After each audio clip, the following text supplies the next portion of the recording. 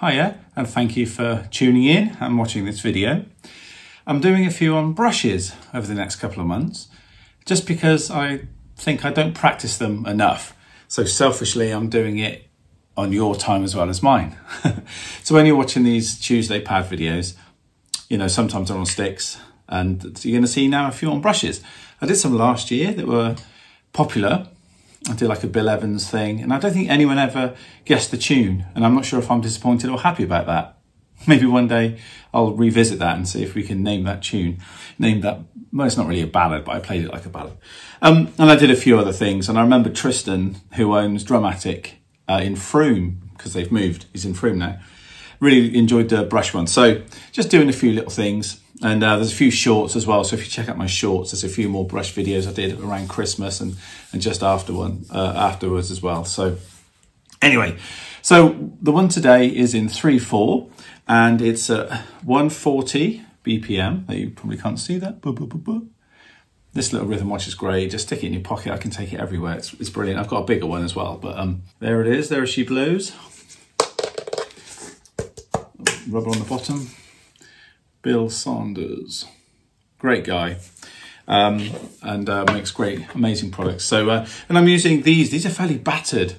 I think they're the Heritage Vic Firth brushes.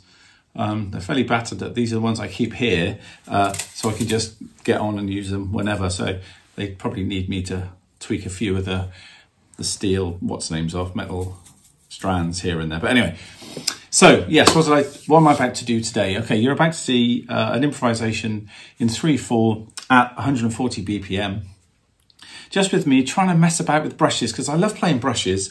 My dad made me do all my rudiments with brushes, doubles and everything, you know, made me work really hard, introduced me to jazz drummers, made me sit in at some of his friends' gigs to play brushes when I was like 11 and 12, which was like, speeding up, slowing down, going all over the place. It was crazy, but it was a great experience, and I've always loved them. And I remember I saw Dudley Moore Trio playing on Pebble Mill at 1, I think it was. And I can't remember the drummer's name now, but I'll probably put it up in a minute. It's gone from my memory.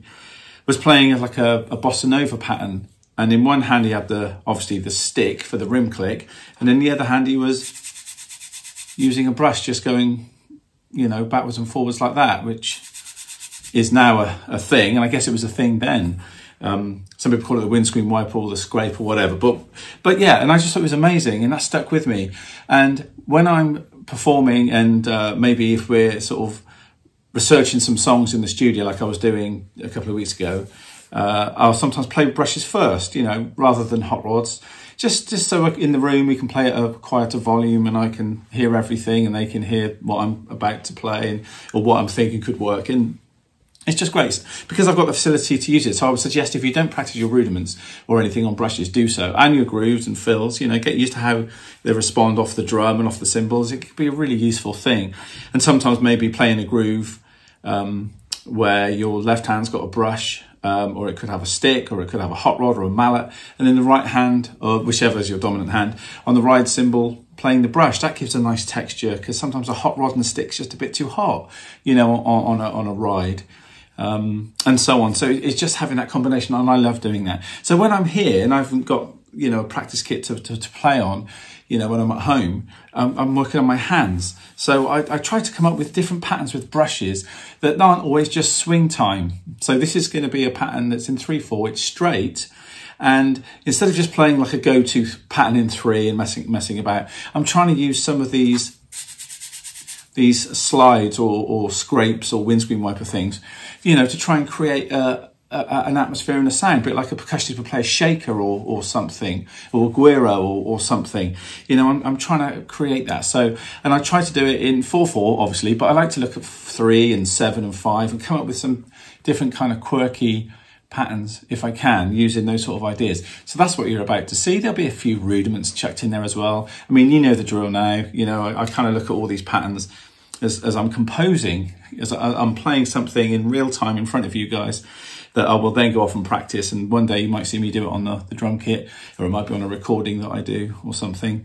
But that's the idea, as I sit here and I work on it. So I'll be stitching it together with some passing phrases and some rudiments and bits and bobs and a few other things. Who knows? You're about to find out in a minute. But thanks for watching. Enjoy the video. Leave any comments down below and I'll see you next time.